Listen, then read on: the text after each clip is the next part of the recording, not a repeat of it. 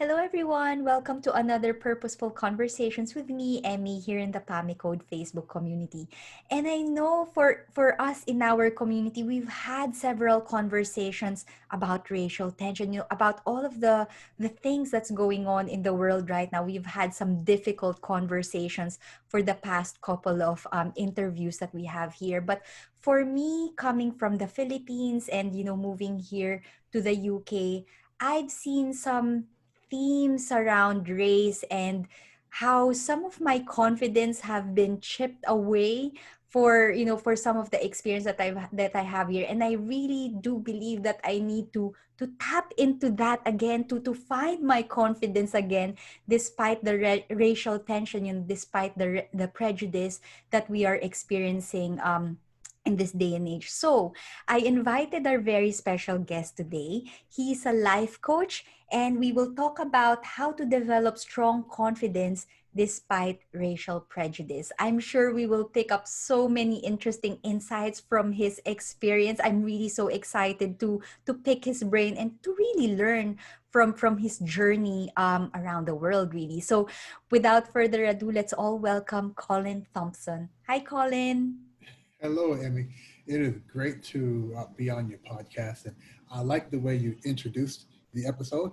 Talking about your goals for sort of rebuilding up your confidence. I totally understand some of the challenges you had coming out of Asia, going to Europe. I've been in Asia now for 12 years. The U.S. for about 20 years before that. So I definitely understand how the discrimination, let's say discrimination and whatnot, can really impact you as a person. So I hope by the end of our short time today that your confidence is a little bit higher.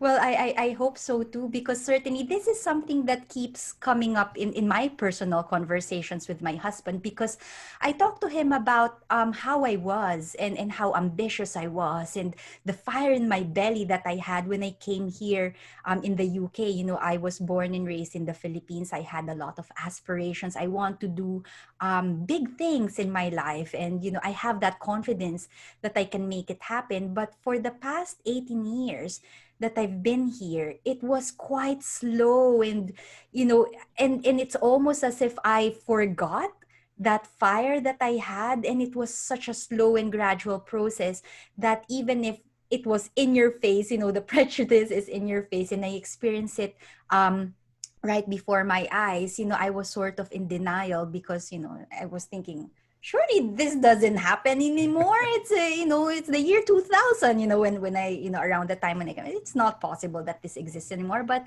hey, we are here now. We're having this conversation, and this issue still keeps coming up. So I would love to hear about your story, Colin. Where did you start? And I know that you've been moving to different places around the world. So tell us a little bit about your journey, so we can put this conversation into context. Yeah, we would love to share my story, and let me add that I do understand losing the fire once you move to a new country. Sometimes we look at we look over the fence and we think that that country over there, those people are living the life, the land of milk and honey. And having come from, I was born in Canada to Jamaican parents. My parents immigrated first from Jamaica to Canada, and then we all immigrated from Canada to the U.S. So my start was in Toronto, Ontario. When I was about 8 years old, we moved to the United States. That was my parents and my five siblings. I have three older sisters and two older brothers. So Wow. a lot of us moved, Big and family moving to Canada. yeah, to the U.S. to the Oh, to U.S. the and US. yeah, from Canada. And I was very young, so when I moved over, I didn't have a fire, but I know my parents had a fire. I know my older siblings. Some of those they were older, so they were really excited to be in the U.S. and really excited to be somewhere where you felt if you worked hard, you could succeed. Now you can say that my family was a little bit naive because in Canada, there's a lot of different cultures in Canada, a lot of different races in Canada, and not saying that Canada doesn't have its issues with discrimination or racism, but it's not like it is in the U.S. In the U.S., it's quite different. just looking at how the country was formed, especially with the impact that slavery had and post-slavery, Jim Crow years and whatnot. It's very different. So coming to the U.S., being of Caribbean descent, in our family, in our household, it was always work hard, don't have excuses like Americans. And our view was, back then in the 80s, there was two Americas to us, white America, black America. And my Wow. father was like, it doesn't matter who America is, don't have any excuses. If you're white and you can't succeed in the US, you really have some problems. If you're black and can't succeed, well, there's some understanding there, but still succeed. If You'll one find black a person way. can't, You've got to right, find a way. right. So, What, so so what age were you, at what age did you move to the United States from I was, Canada? I was 8 years old. 8 years old. Okay. 8 years old. So young, but old enough to notice things. Yes. Absolutely. So that was my entry into the U.S. And um, we moved to Louisville, Kentucky, which is right on the Midwest Southern tip. Depending on who you ask, it may be a Southern state, but they act very Southern, Southern in Kentucky. So luckily, though, when I went to college, I went to Howard University in Washington, D.C., which is a HBCU, which is a historically black and college university. Yes. I know about And Howard. Yes. great, yes. And everything you heard about Howard is true. Right.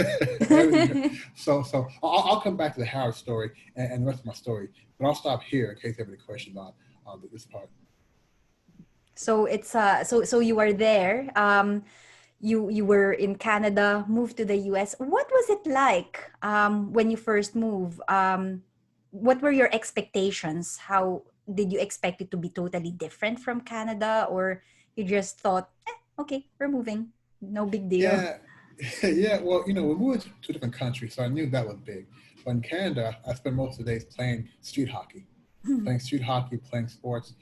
When I moved to the U.S., playing with all my neighbors. When we moved to the U.S., the house was probably 2 times the size it was in Canada. It was a humongous house. It's this great neighborhood. But my father sat us down and told us, okay, this is the U.S. Here are certain areas you want to go to. The neighbors, we were one of two black families in the neighborhood of about, if you say, maybe 100 houses in a subdivision, at least 100, maybe 200, two black families, and one Indian family. So not a lot of diversity. It also meant that our neighbors were not as friendly. Mm-hmm. So that's one thing we had to get used to very instantly. But luckily, we had some neighbors who had kids who were our ages, and even though parents may not communicate, the kids do. Okay. So, and we lived there for about in that house for about 15 years, and I could tell you, I know for a fact my parents probably never met half of the neighborhood kids' parents, which Right. is very very strange. You just didn't mix that much, or Just, just that we had some Italian neighbors, we had some Jewish neighbors whom they just maybe didn't have interaction with black families.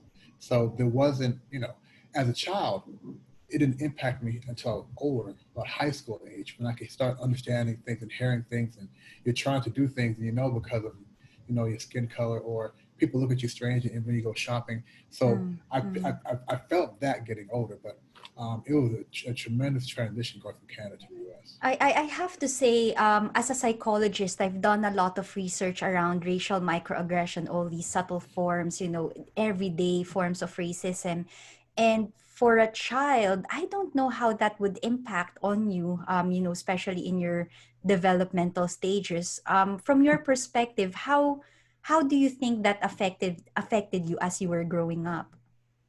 Oh, I definitely felt the impact through the feeling of not being, not be. Well, let me say this carefully.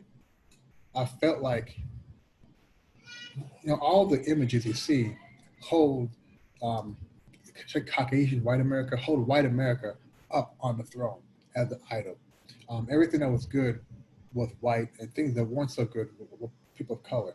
So with my next neighbor, who had a swimming pool, had neighborhood parties, and some of the other neighborhood kids were there, and everybody there was white, and we were not invited.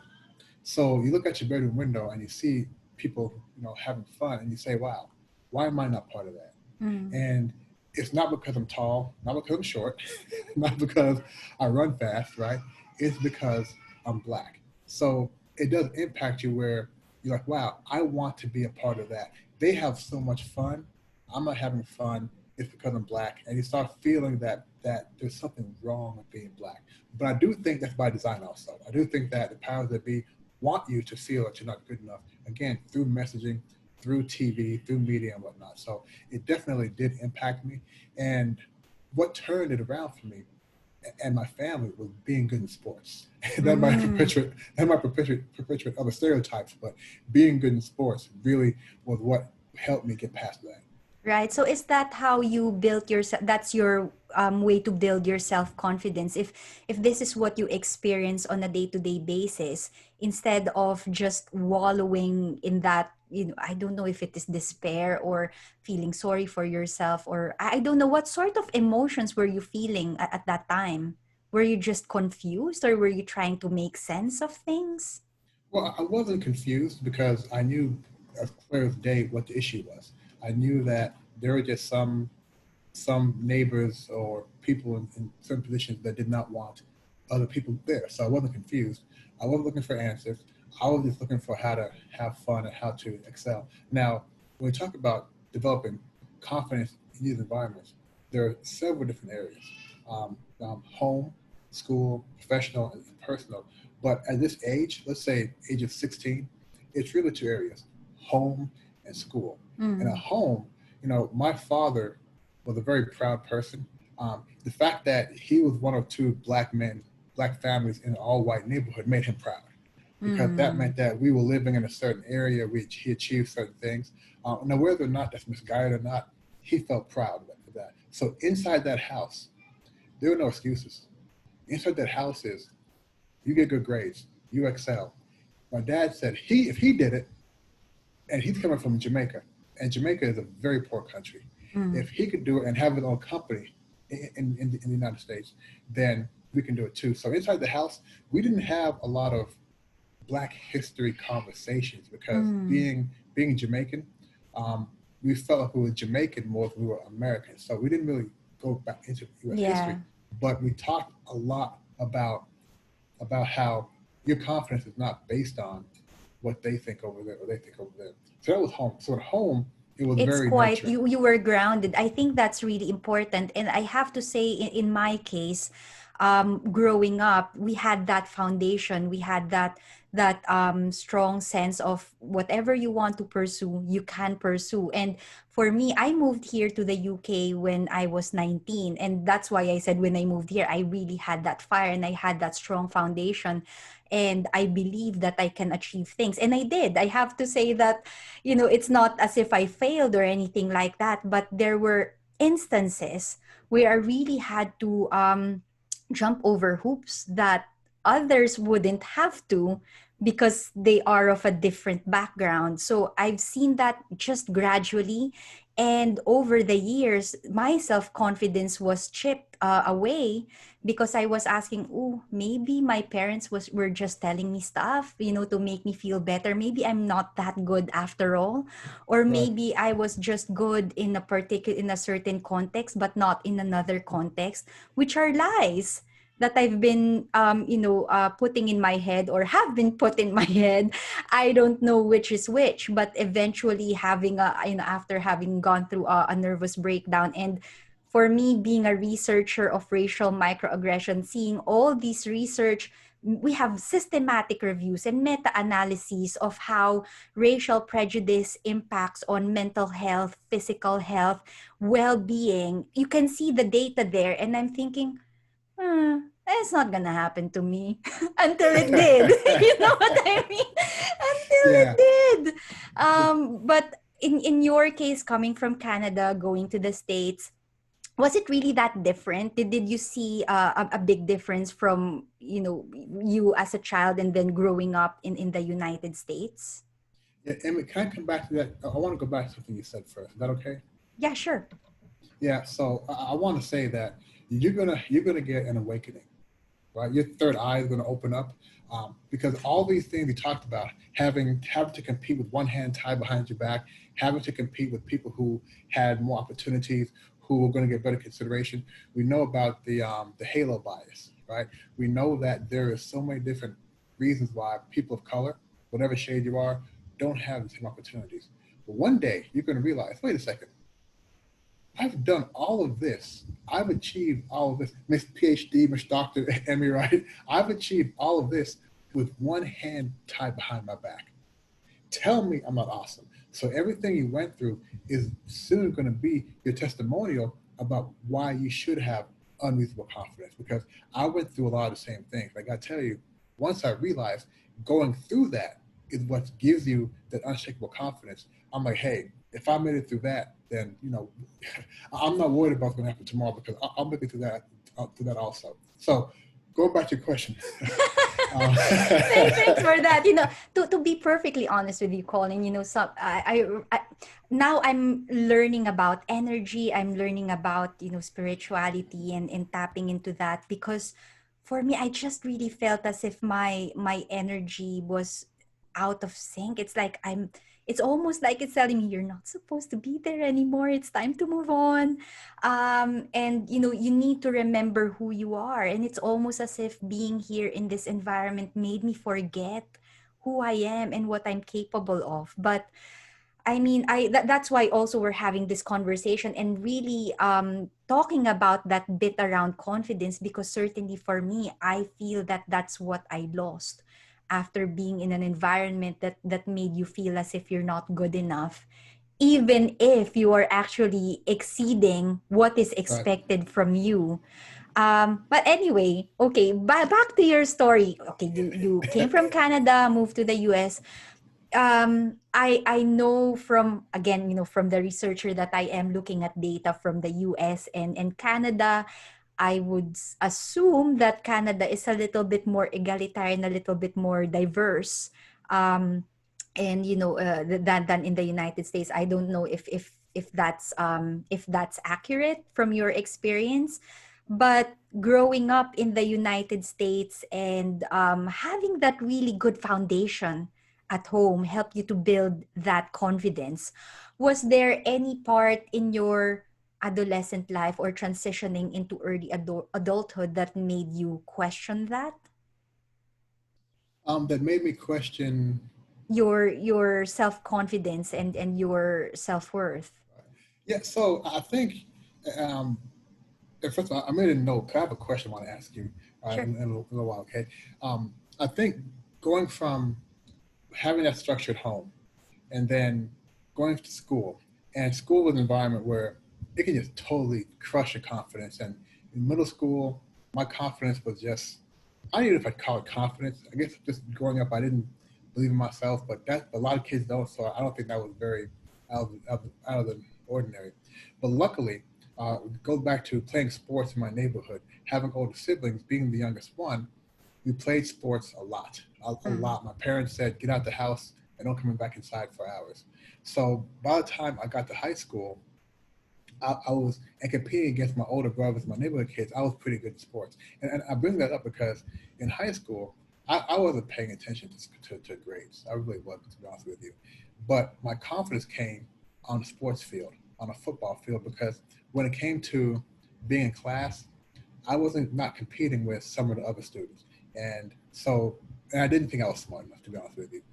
But I knew it was possible because my brother was almost a straight A student. I used to hate report card day. Oh my gosh. Oh, you have no idea. I used to hate report card day so much because I knew what was going to happen.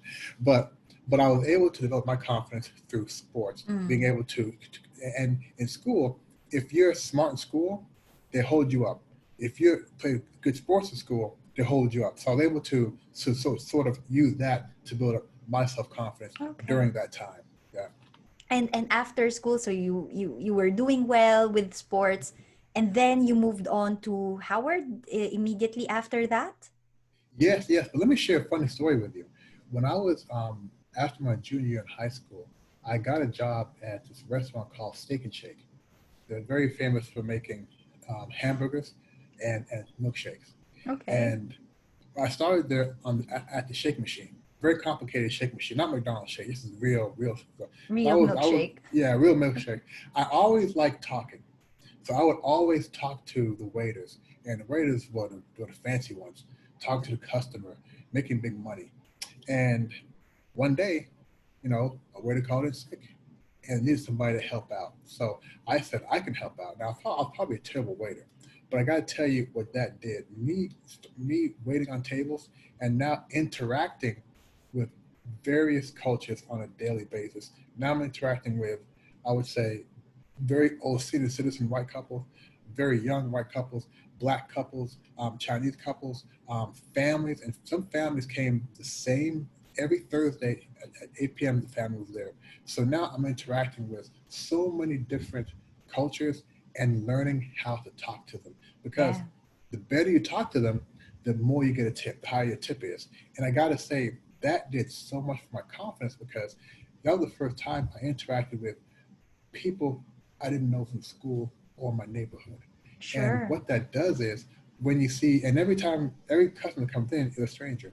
So I was then able to talk to strangers on the street, wherever I was, not worried about, okay, this person going to think I'm strange. Just having conversation. And I think that was also a tremendous turning point. Right. So you actually built your communication skills, how you interacted with people from different cultures, and again, that helped you to develop your personality and how you engage with people. Is Right. that before you went to college? Yes, this is my junior and senior year in high school. So, and one thing here, it also helped me not put all people in the same category. Yeah. There Yeah. are some people whom, for example, we have the term is called a redneck. This is a Caucasian person who lives in a rural area, um, not the best educated, but have a certain belief. Yes. And those are the ones you want to stay away from. Right? Okay. But a lot of the customers who came in there appeared to be like that from a visual aspect. By engaging them, I found, wow, not everybody's like that, and that helped me Yeah. help me change my view, and it absolutely built up my confidence. So by the you, time I you went to you get Howard, to know them at a personal level, so you're not putting them all in the same yes, basket. Yeah, yes, absolutely. yes, And I have to say, Colin, when it's almost as if when I talk about my experience here in the UK, it's like all doom and gloom and stuff. I have to say, when I first came here, I studied in London. And that, the diversity there, it's like a melting pot of, different cultures and different backgrounds, people from all over the world. And I had the best time. I mean, when I came here to do my master's, at City University, I had a supervisor who literally changed the trajectory of my career, because I was supposed to stay here in the UK for just a year. I came here to take my master's and then go back to the Philippines to start my private practice. But he believed in me so much that he hired me to become his assistant, and I managed to get a PhD studentship, a scholarship, to be able to stay here and continue with my education. So at the start of me coming here, I came across people who guided me and helped me in my journey. And I met so many people from different backgrounds, from different countries. And it was just absolutely amazing, because for me in the Philippines, I just talk to Filipinos. Sometimes you would meet every now and then someone from China or Korea, they come to the Philippines to study English, but it's not as diverse as when I went to London and I met people from all over the world. And I absolutely embraced that diversity, and I felt nurtured in that context. But I think for me, the shift changed when I moved to another location, and when the role changed as well, because I'm no longer a student in another position. I became a colleague and potentially someone who could climb the ladder and take over someone else's position. And right, that might change the dynamic and the hierarchy absolutely, of what's already existing.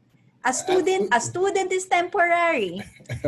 You will Students study come and go. and Students go. come and go. Yeah, students So come and go. yeah, but once the role shifted, that's when I started to see things that I didn't see before. So, And you were studying for your master's at 19. yes. Wow.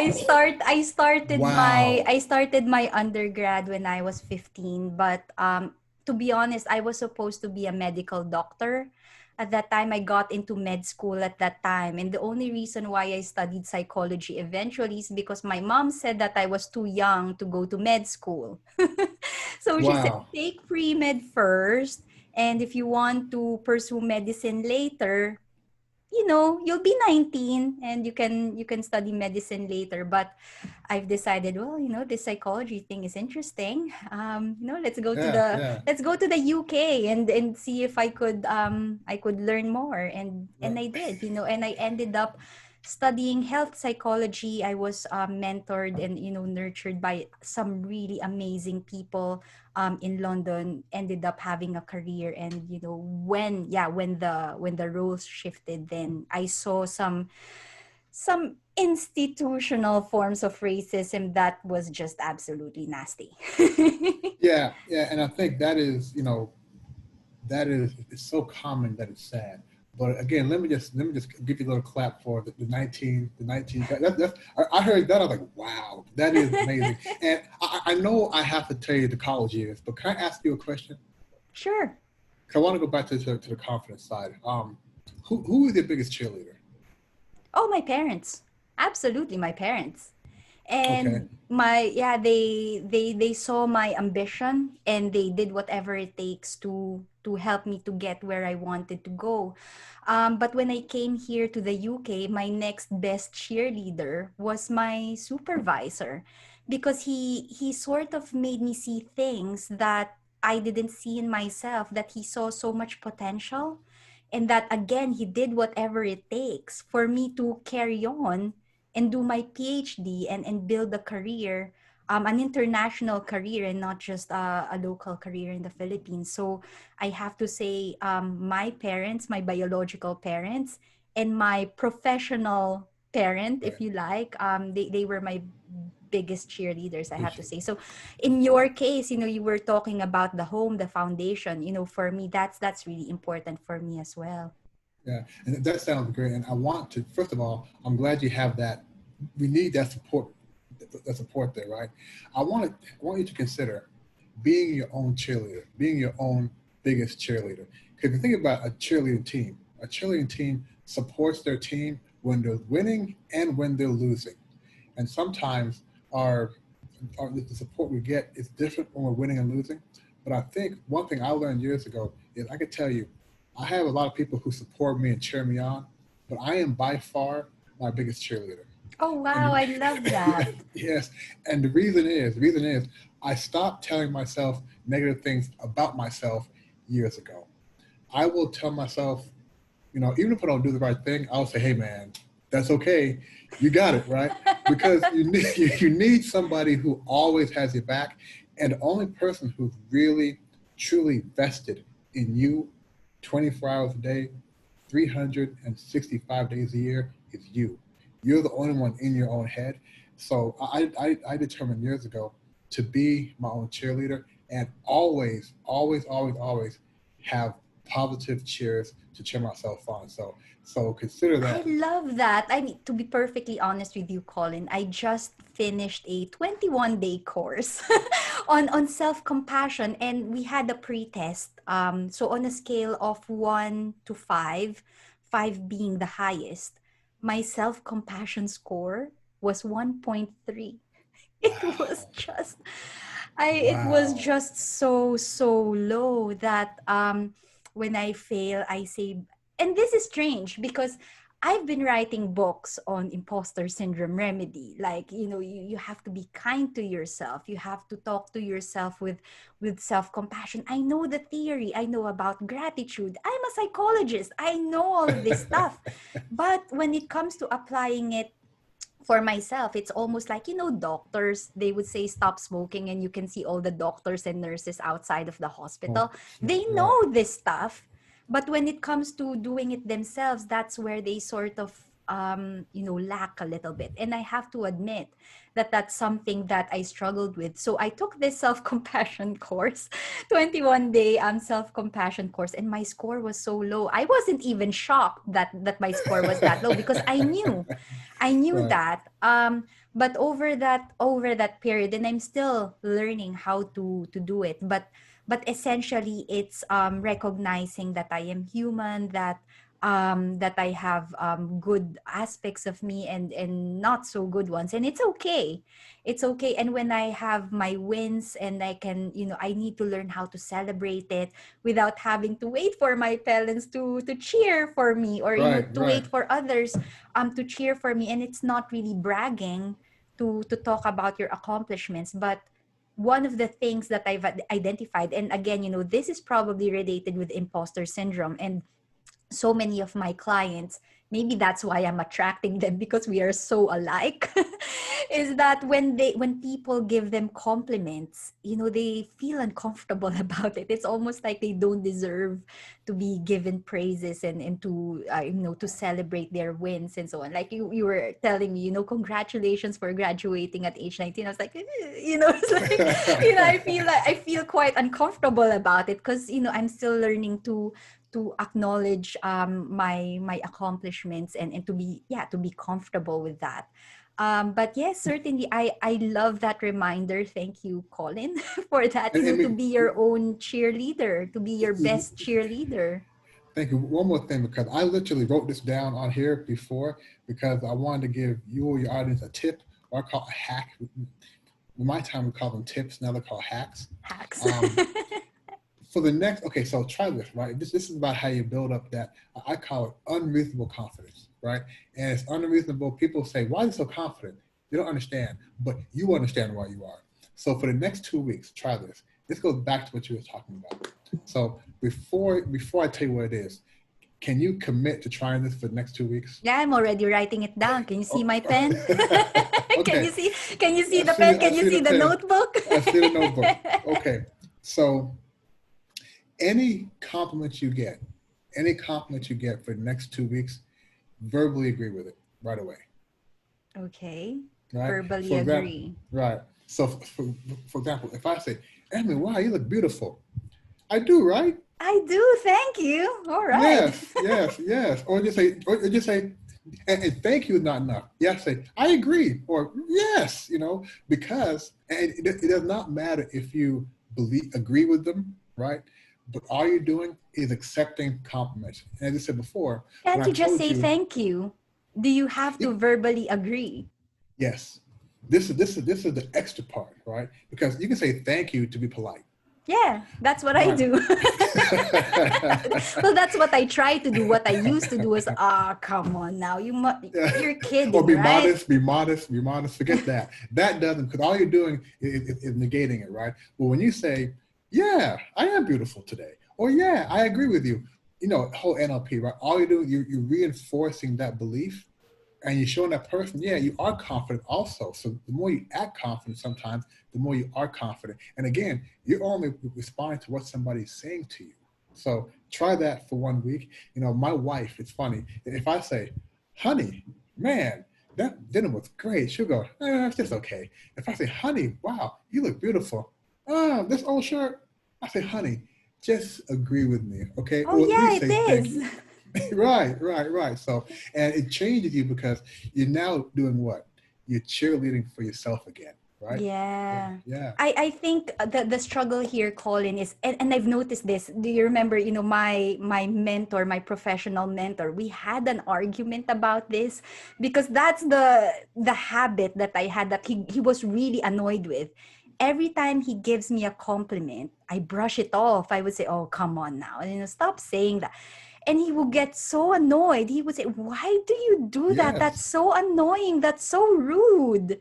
I'm trying to give you, I'm trying to tell you something nice, and you brush it off. Why don't you just say, 'Oh, thank you. I appreciate it.'" yeah, But what I like about that is that he points it out. And for me, I wasn't even aware that I was doing that. It's become a habit of mine that every time someone says something nice to me, I have a shield. It's like, I'm not yeah, ready to accept that. So awareness is really important, because sometimes you're not even aware that you're doing that. And then what you are trying to help us with now is to be mindful of how we respond. and to make that conscious decision to respond in a certain way for a certain amount of time, you say for a week, 2 weeks, until it becomes a new habit. Yeah, and you will, after a few days, you'll start feeling a difference because you're no longer having that feeling of unease when somebody compliments you. You no longer have that shield up, and you're letting the good stuff in, and you're also letting the good stuff out. And people like giving compliments, so you're also, in a way, saying that you appreciate their compliment as well. So I think if you try it for 2 weeks, I guarantee you. Can I say guarantee? I guarantee you that you'll start feeling something different. I've put it in my notebook with an exclamation mark. I'll have a go.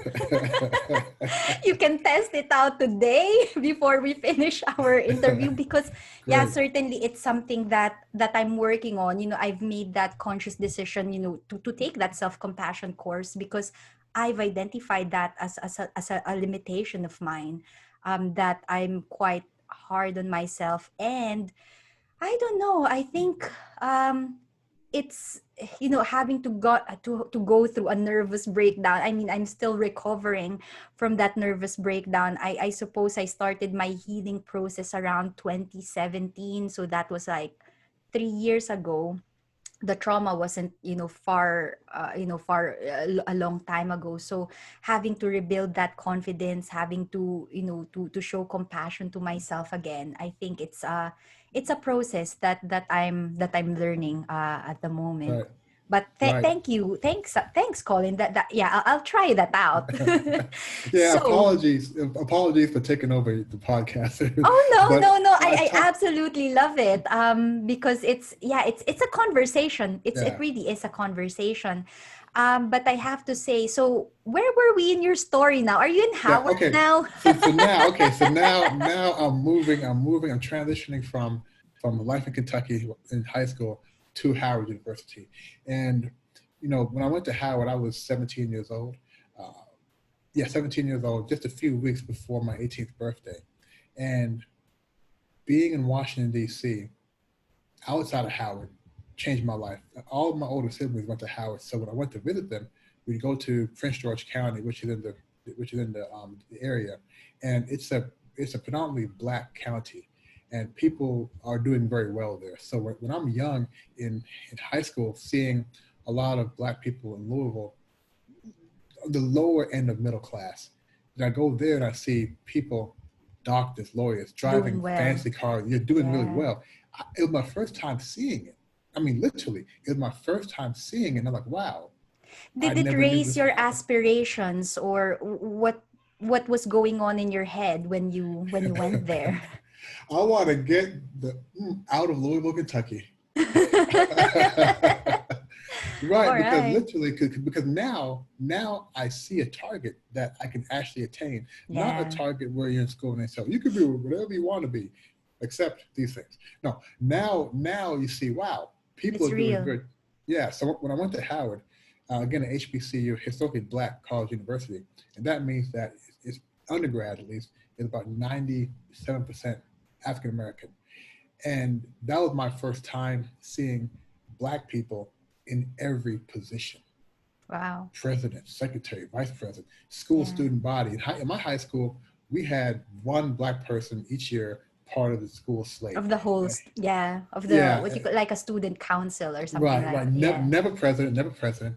Maybe vice president if he was popular, but more than likely sergeant at arms or something Mm. on that, on the low end. But at Howard, everything was black. And it was literally my first time seeing black people in those powerful roles. It was my first time meeting people from New York City. New York City, I was so impressed. New York City, right? California, I mean, everywhere. Chicago. So you're meeting people, and a lot of black folks from Chicago, they come to Howard already proud.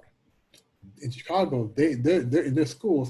They have Black History Year every day, so they already have knowledge of self. When I went to Howard, I learned so much about the history of Black people and the history of the African diaspora. And I Yes. should say the African diaspora and Black people and African Americans. And what that did, it gave me, it transformed my. So when I was in high school, I was cocky, right? I was cocky, a little bit arrogant. When I got to college, it went into being confident, Mm. much more confident, because now I know, You have your grounding almost. yes, With cocky, it's just, yeah, it's a different kind of confidence, right? It's almost like floaty, and there's not a lot of substance and not a lot of grounding. But when you went to Howard, is that what that meant to you? yeah, yeah, absolutely. To me, cocky is just based off of myth. This is what you believe. It may not be true, but you go with it. But when you're confident based on things that are solid. I'm Mm. confident in the fact that I know that I can compete in the workforce. I know that I can compete against anybody. You know what? Before I thought all the smart people were white. Shoot, these guys here, these guys are smart. At the time, Howard produced most of the black engineers in the United States. So, there were people who were just, from their school, because Howard is an academic school. So most people at Howard were the class valedictorians in their school. They were the Yes. smart nerds. So I Yeah. was I was very impressed just to be at Howard. Now, I must admit, I got into Howard on an athletic scholarship. So But you my got grades, in. but You found a I got way. You in. found a way to get in. I got a way to get in. So yeah, and how it really changed my life. Again, as far as having knowledge of self, being around people that I were think that's the thing when you are in an environment that stimulates that discourse, and you have that energy there. It brings something out in you. And for me, I absolutely have to say, I had that experience. I was in the University of the Philippines. It's, yeah, all the best students actually go to that university, and you have that sense of pride, and the interactions, the engagement that you have, the conversations that you have. It's so stimulating, and it makes you aspire for more, not just for yourself, but actually you actually have social aspirations, to improve the lives, not just of, not just for yourself or your family, but you actually want to live a life that will make your life meaningful, and make a contribution to society, be right. one of the greats, and do something amazing with your life. Yeah, I absolutely agree. And where things really changed for me, I'm saying a lot of different changes, but at the end of my junior year, I got an internship to go work to do a summer internship with Ernst and Young. I also got an opportunity to do an internship with Anderson Consulting, and you couldn't take both. You couldn't Hmm. accept both, but I found a way to spend time in both. And what I learned was when I talked, I didn't have to try to be the funny guy, right? Hmm. Now again, 50 people, 3 or 4 are black, so you got to try to uh, your confidence in your intellectual side may not be there because you're intimidated, because you're in this environment where few people look like you, and you know it's different. But I found that if I didn't try to play a role and just talked based off what I knew, I can. If we're having a case study and I would share my thoughts, they'd be just as intelligent as anybody else's. Now, people didn't take it like that, right? People said, "Oh, whatever." But they were very intelligent, so I think that also built up my confidence, knowing that I'm just as intelligent as anybody in here. Now, Hmm. the part you're talking about in the work environment where I'm just as intelligent, but my ideas aren't taken as serious. Hmm. That also became a problem. But having the confidence to know that what you're saying is intelligent, and can rank with everybody else in that room was very much an important turning point. Yeah, I have to say, and I'd like to pick up from that when you have ideas, and when your ideas are taken, shall I say seriously, but it's taken with weight, and it's not just brush offs, like fanciful thinking, and it's nonsense or whatever. That's actually, yeah, helping with your confidence that whatever you are contributing is actually of value, than when you share your ideas, and it's no one pays attention, and no one actually, um oh gosh, I'm talking from experience again. I don't want to, But you know because what? I'm on the yeah, exact same page as you. I know exactly where you're coming from. I'm And for trying, I'm trying to be mindful and forgive that phase in my career where I had the best ideas, and I just wanted to change how things are done because I've seen cracks. I can see the cracks and I want to fix those cracks, before someone falls in it. And Right. eventually I did fall in that crack, but I wanted to change things, but it was falling on deaf ears. And some people, just trying to make you feel as if your ideas don't matter, that Yeah. these are because, okay, okay, I am Filipino, but for some people they say I also have a baby face. So they think of it as, a young girl's Right. play ideas. It's not something to be taken seriously. But I have to say there were instances even when I was younger. I was just telling my husband a couple of hours ago, when I came here to the UK, I did my master's in health psychology, and my dissertation was about the International Labor Organization's convention on the worst forms of child labor. I wanted to change things. I wanted to change the law. And what I did, I contacted Prime Minister Tony Blair. I contacted, senators and, presidents around the world, the United Nations. I did that at a young age. But eventually in my 30s, just to change a little policy in the school, it's almost like pulling teeth. It's unbelievable. But I don't know. Did I change? Did the environment change me? Did I lose my fire? Or was it extinguished somehow? I don't know. It's something that I'm trying to figure out, and I'm still hoping that one day I'm mindful that, and I'm making a conscious decision to go into forgiveness. But that's still a struggle that I'm trying to sort out in myself. Yeah. And it's interesting because a lot of what you're saying is not just also my experience, but a lot of people of color's experience. When we talk about organizational discrimination, corporate, when it's at the corporate level, it's been there for a long time. And a lot of us get in there day one thinking, you know what, I'm going to make a change. I'm really going to have an impact in this job. And finding that it's not that easy. You don't have the same chance opportunities as some other people. And in some cases, it's based on race, some cases based on gender. So there are several different Or there reasons are that, intersections. right, And from the way I've been interpreting for my experience, was it because I'm Asian? Was it because I'm a migrant? Was it because I'm a woman? Or was it because I'm a woman who just had a child and returned from maternity leave? There are so many intersections there that I couldn't really pinpoint where exactly the issue was. Or at some point I was questioning, maybe it's just me.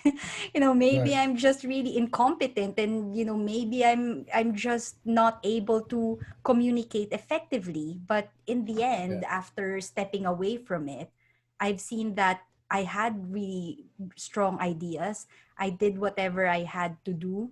I did the best that I could do. I excelled as much as I could excel, but my value was being brushed away.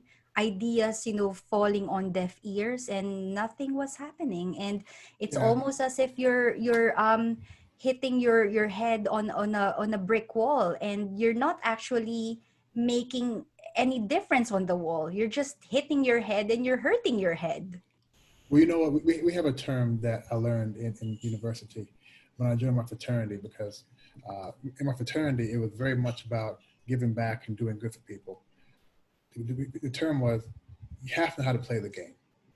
And that is so important in the workforce, especially when you're in a white dominated organization. And if you're one white employee who puts a hand up and says, hey, this thing is wrong, people may listen, maybe they won't listen. But if you're the one black guy there and you say, hey, this is wrong, sometimes you're viewed now as causing trouble. Mm. Sometimes you're viewed as the false stereotype of black people is they get angry, Yeah, the angry right? black man. So right, which people believe in. So you Yeah. have to know how to play the game. You have to know how to sort of try to get certain things done by playing the game and by knowing what to say, knowing how to act. And you mentioned forgiveness. I don't go to that point of forgiveness because I tried not to take anything personal, and it took a long time for that to happen. I've been very angry at some things I've seen at work sometimes, and my reaction was not I didn't react to work, but I'd go out for a drink with my friends and react, tell them the story. But I never had opportunity to make things better. But I learned that sometimes the corporate culture that's there has been there for so long that some people are ignorant. They don't know they're being ignorant. They don't know that when they go to hiring somebody, if they read the resume and the person's name is more African in nature, that they're going to say, okay, nope, right? You know what, Colin? There are studies around that from Mm-hmm. psychology. They've done some eye tracking studies on resumes. Yep, They are exactly the same same. resume, but Yep, different different names. names. Yep, And the outcome is just, affinity yeah. bias, right? Affinity bias, where you want people who have names sounding like your name, people who have backgrounds like you want them to be in the organization. So, if you're, say, a white person who went to a certain school, you're going to try to find somebody who fits that mold. And Lamont or Esmeralda may not fit that mold on paper. So it's all real. But one thing I've learned is that going through those frustrations in my early 20s and in my mid 30s and whatnot has allowed me to again say to myself, well, you know what? I'm not necessarily trying to compete with anybody else. And in this organization, what am I really trying to do? Am I trying to help? How am I helping people? Am I trying to help customers, or am I trying to help society? And I was working for IBM, so it's not society trying to help its customers, and I felt a disconnect there. So I had the confidence to move on to doing some things that allowed me to go back and touch people, which is what I'm doing now. So I Mm. think that having a confidence and going through the growing pains, because I think honestly you have to go through these pains because that's just the way where the world is. But when you come out the other end, you should be stronger, tougher, and know where you want to go with your career and with your life. Oh yeah, I absolutely love that. You have to go through pain to really know where you need to be. And yeah, again, my husband and I, we go on walks a lot and we talk a lot. That's how we got together. We talk a lot. And just this morning I was telling him, look, what I went through was really painful, but I had to go through that to take me out of that context and really reassess what I really want to do with my life. And will me being in that institution fulfill what I actually want to do with my life? And if it's just a hindrance, if the reason why I'm just there is because it's comfortable and that's all I know. I've been in academia all my life. I excelled academically, and being in academia just felt comfortable for me. It felt familiar, but having to go through that pain, because having to experience institutional racism sort of poked me and reminded me, it's like, what are you doing there? You're not actually, okay, you are touching, you're having an impact on students. You have, within the four walls of your classroom, you can do what you have to do in that context. But there is so much more that I can do outside of the four walls of the Right, university. And now with what I do, I do my, I write my books. I reach more people that way with my books, and doing my practice online, reaching people around the world. So it sort of, I told you earlier, it's like almost like I'm banging my head on the wall without realizing that there's an open door over there, and I can just walk out and right. release myself from those walls. And that's actually what I did, and it felt liberating. And now I'm going through the healing process, healing that that broken, messed up head, and carrying on with life, and see what where life would take us. Yeah, and I hope you're giving yourself the credit that you deserve. As you said, you're helping people write their books, you're helping people publish faster. When I saw your website, I was like, because I've been told that I should put a book out, and I'm like, oh my gosh, just the thought of that is just so overwhelming. Just as far as the work that's needed, and who's going to want to read what I got to say? So being able to help people get past that, I'm going to tell you for a fact, people love sharing their accomplishments. people, I would love to be able to say, I'm an author. Mm. I've written a book. Now, I love to say, you know what? Go to Amazon to get my book, right? My number one best-selling book. You know, that's the other thing. I don't just help people to write their books. I want their books to actually stand out, because what's the point of writing a book if people can't actually find it? I want Mm, their books to actually get to the people who need to read their book. So when right. you brag, and if I teach you, you can brag. Oh, you want to see my number one best-selling book on Amazon? So you just hyped me up, because from my side, just being an author on Amazon is worthy of praise. But now you have given me a new level, right? Forget just being yeah. You want to be a Anyone number could one write best. a book and put it there. The, Wow, the, the says the thing person who's is, done it before. the thing is to actually put it there and get it to number one and impact people, because Right, you have written your book, you've shared your message, and when you get the reviews, when you get the feedback from people saying your book it's actually changed my helped life. to, yeah, it Yes. changed my life. I was at a really low point and you made me believe in myself again. Mm. That's amazing. And we can I share something. Sure. That is the exact feeling I get from coaching. Now, my one of my best skills is motivating and inspiring people, but I can't put that in the can, right? If I'm talking to you, we're good, but I can't put that in the can itself. But coaching, there's been so many times where I've done either a training. When I do training, I try to get people to come out of the shells. I've done training, or I've done coaching, or I've done a little bit of motivating. And a week later, 2 weeks later, a month later, somebody will say, Colin, that thing you said really spoke to me and helped change my life. And I'm like, two things. I'm like, what did I say? What was it? Like, what did I say? And sometimes I'll say, yeah, what was it I said? And they'll tell Mm. me, and I'm like, okay, yeah, that was good, huh? Right? Yeah, you're That practicing. was Oh good, yeah, that right? was good. That was good. But I gotta say, it makes me feel very. It makes me feel very proud. I'll tell you what it does. It absolutely. A lot of things I do is to keep my confidence high, and I like to say that I want to become part of your story. And what that means is, I mean, let's say, for example, I have a client named Peter, and Peter is suffering from very low confidence in himself. And I work with him for, let's say, 6 months. And next thing you know, his confidence is so high. He's found a good girlfriend. He's changed his job. He really has a lot of good things going on in his life, and his life has changed. If I see him a year later, and he says, Colin, man, my life has changed. And I say, what's your story? And he shares his story, or somebody else asks him what his story is. My name comes out. So now Mm, I'm part of his story. And not my name comes out for more clients, but my name comes out meaning I was part of what helped build him up. Just like Emmy, you talked about your advisor who helped you, your mentor who helped yeah, you, he's right? part of my He's part story. of your story. He's part of your story. And you said, he's your second best cheerleader, right? Yeah. So he's part. And I love being part of people's stories because it means that I was impactful. And I love being impactful. Oh, I love it. And I can see that's why you're actually driven with what you do as a life coach, because the impact that you have on your clients, the transformation that you can see, and you becoming part of their story, Right.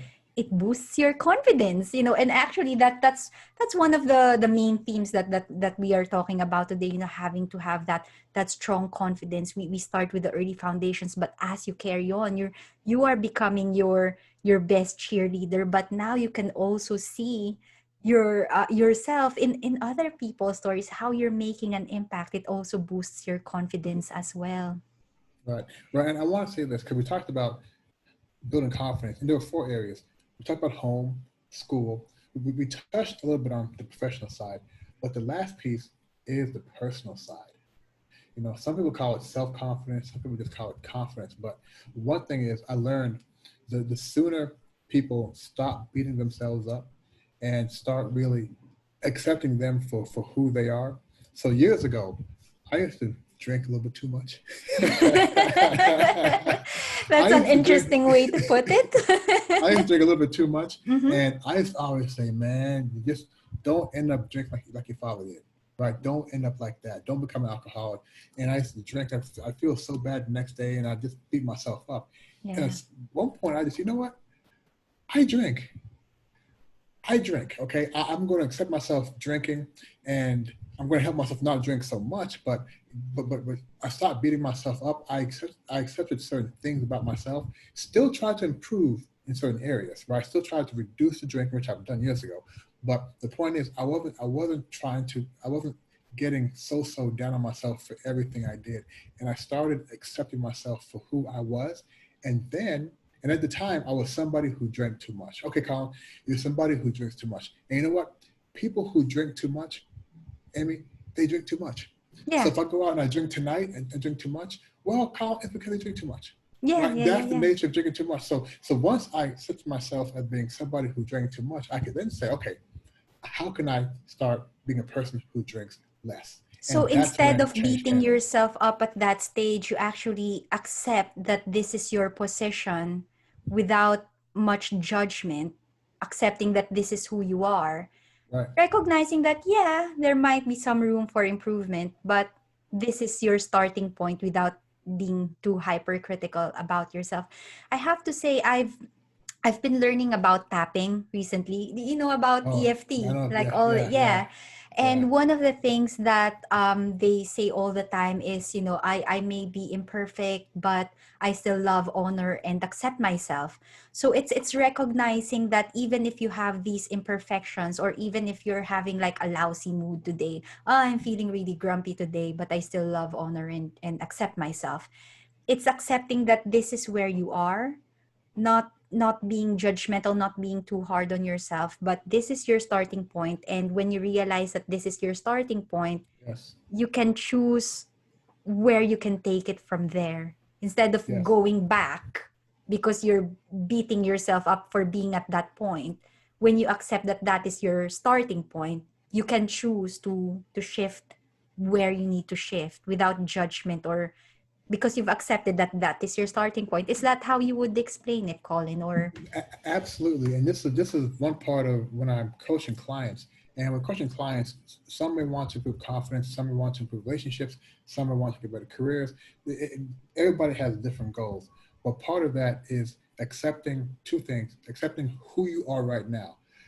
We always ask the question: in order for you to achieve that goal, what kind of person must you become? Who must you become to achieve that goal? And once they say, "Oh wow, I must be this person," and they go down the list, I say, "Great. What kind of person are you now?" And they'll say, "Oh well, sometimes I'm like this." I said, "No. Think about take your time. Think about it for a while. If you take all the different elements of who you are, how would you say you are right now? Assess yourself right now and do it honestly.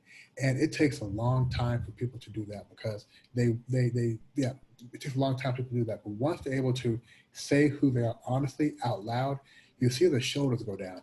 Whew, mm, I'm just being honest with myself and this is who I am. I'll accept it. And once they've done that, we can then go forward. yeah, But if you're not, you need to have that base. You need to know where you're starting so you can right. shift where you need to shift. And sometimes you need somebody to help you have the conversation, right? Oh yeah, well, that's why we have mentors and coaches, right? I tell folks, some people say, I don't know how to describe myself. I say, okay, call three of your friends. Call one coworker, one person who's known you all your life, and one person you met in the last 4 years. Ask them all the same question. How would you describe me? Mm-hmm. And how they take it?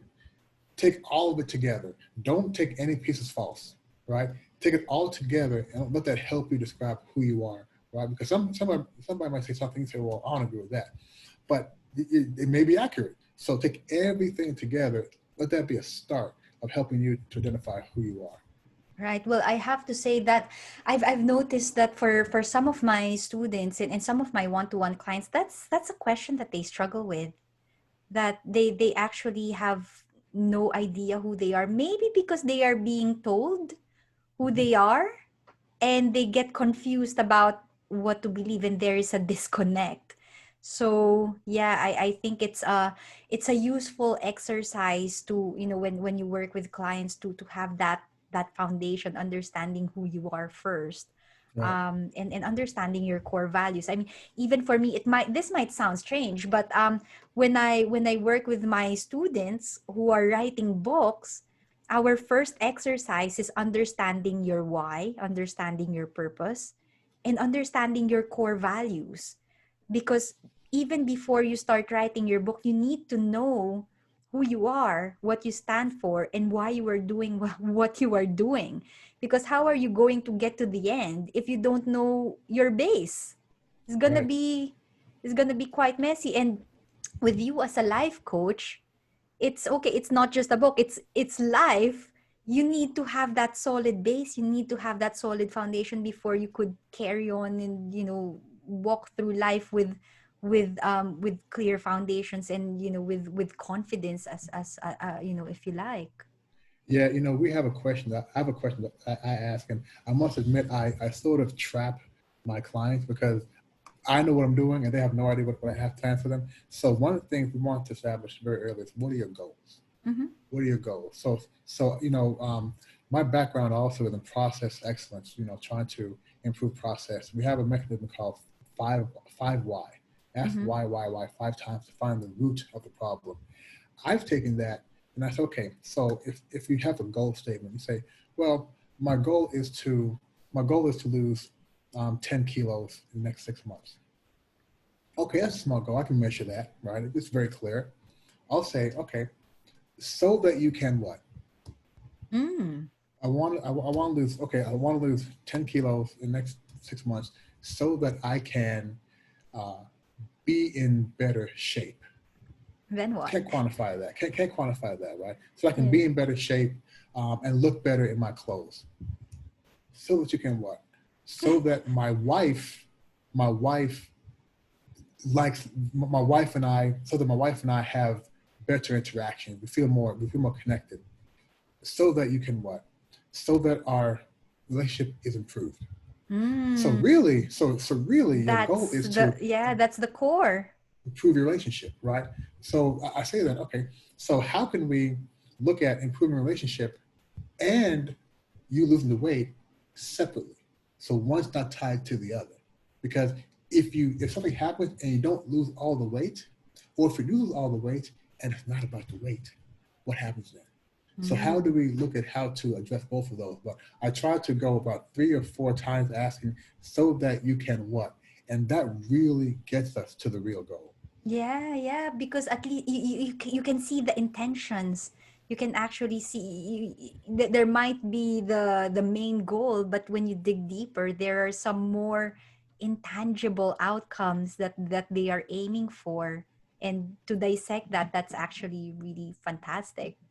Right. And as you know, anytime you have a goal you want to accomplish, even your friends who are writing a book, that why, that real why, pulls them along, right? When they get tired or frustrated, go back to your why. It pulls you Exactly. along. That's why we Right. do it right from the start. And when we do that exercise, it's not just I want to write a book because I it's a lifelong ambition. We actually have different layers of why. There's a personal why, there's an interpersonal. Maybe you want to make your family proud, or maybe you want an extra passive income stream. There's another layer, for your audience. What kind of impact do you want your audience to your readers to get by reading your book? But on top of that, you have the societal why as well. What kind of impact would your book have when it comes to this discourse? Or if you are helping someone overcome their grief, or to overcome their pain, if they heal, how would that then Right. impact on their relationships? How will that ripple out? So all those different levels of why, makes my students, first of all, grounded really in why they are doing what they're doing, because it's a hard task. It is a long journey. If you don't have that foundation, it's quite easy to give up. But when you also realize that it's not just about you, and it's not just about the people around you. It's actually your readers and the impact that your readers might have by reading your book, and Right. the societal contributions that you're having because you are contributing in this discourse. It's, it makes them really want to do it. It's like it's something bigger than what they've originally imagined. They thought that I was just planning to write a little book. It's just me, I just want to, but no, there's actually a lot of implications, and making them understand. In your case, you're actually digging deeper. For me, I'm rippling out, but in the same process, you're Right. actually magnifying, or just really focusing. It's widening and focusing two different perspectives, but still it's all these different layers, the complexities of our intentions, and the complexity of being human generally, and having to understand all these layers. I think it's really important. Yeah, yeah, absolutely. Well, Colin, you know what? You asked me how long is this gonna take? And I said, I think half an hour is gonna be okay. I think we're nearly an hour and nearly 1.5 hours now. But I think this is a really rich, meaningful Absolutely. conversation. I deeply appreciate, and I still have that, in my notebook for the next 2 weeks, for me to just verbally agree. Yes, and I will check back with you. Trust me, via Facebook. I will ask you. Right. I will absolutely do that. Thank you. I think it will be really helpful. And for those of you who are listening to this interview, if you've stayed with us for this long, I know that we started off, talking about developing strong confidence despite, racial prejudice. We have environmental, structural, institutional factors that impact our self-confidence, our self-worth. We've experienced that on a personal level. We've experienced that on a day-to-day basis, and also on a more, institutional, structural basis. But in the end, we actually do have control over how we, what's Colin's term, we can be the best cheerleaders Cheerleader. for Yes. ourselves. We can set out foundations. And I mean, for me as a mother, I want to have that stable foundation for my son, to make him be aware that he can set a goal, and don't worry too much about what other people are saying about him because of his background. There are ways, there are strategies that we can use to elevate our self-confidence. And what I love about the conversation that I had with Colin today is, when you have that idea, that inspiration, that you can be part of someone else's story, that you can actually impact someone else's life by being a source of inspiration and hope, and motivation for someone else, and you can change their life for the better. And when they tell their story, your name sort of pops up Yes. every now and Yes. then. I think that could be a really good boost for your self-confidence, regardless of all the messes that we are experiencing now. It exists, we cannot deny it. I don't know, what is your take on that, Colin? Because I have to admit that before coming here to the UK, I didn't believe it. I was asking myself, like, how is that even possible that we are already in this day and age? How can we accept that this still exists? And then I carry on, do my own research professionally. I have all the evidence from the literature. I have firsthand evidence from my own research, collecting my own data, and it shows that it actually exists. I denied it. It's like, this can't be possible until it happened to me. And now it's Right. like, Right. all right.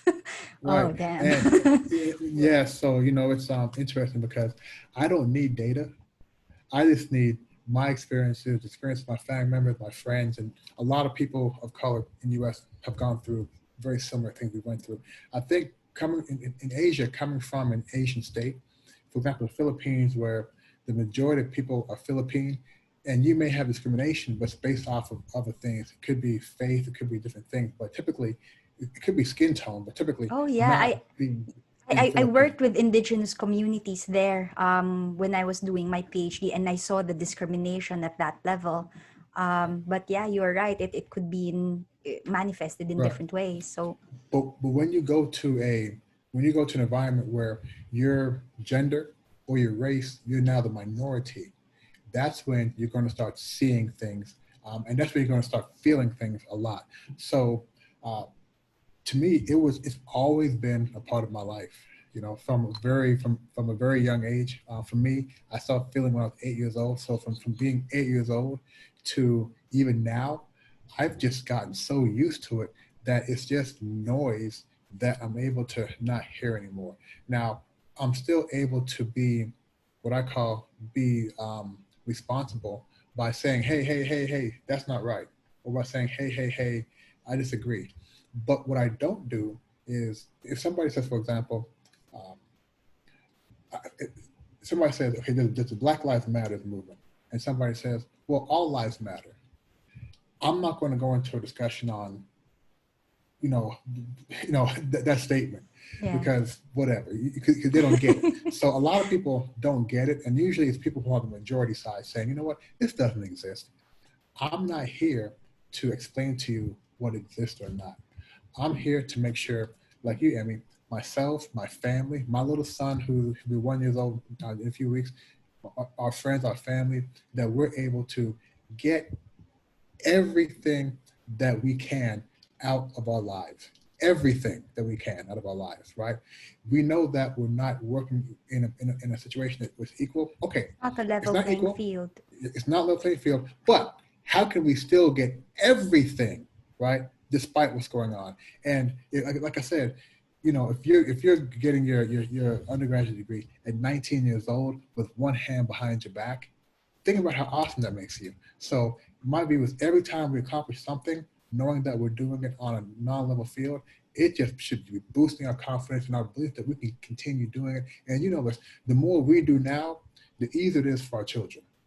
So we sort of have a responsibility to do everything we can. Ah, wonderful. Well, thank you so much, Colin. I think we'll have to cut it here.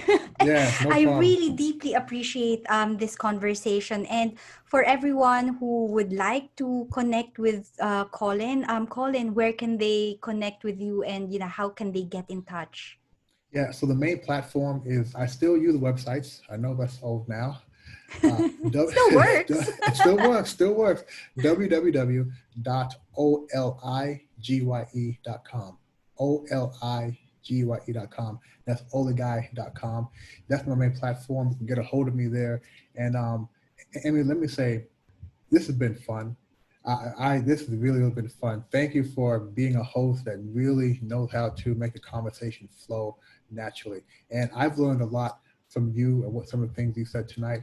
And I look forward to touching back with you in about a week to seeing how you're doing, taking more compliments. Sure. Thank you, Colin. Well, I will take up that offer, and yes, I am quite good with making conversations flow. Like, I think that's actually one of my key strengths. I love having conversations, and I'm just curious, just a bit curious with what people have to say, and just take it from there, and turn this into an interview. But again, thank you very much, Colin. It's been a really meaningful, purposeful conversation.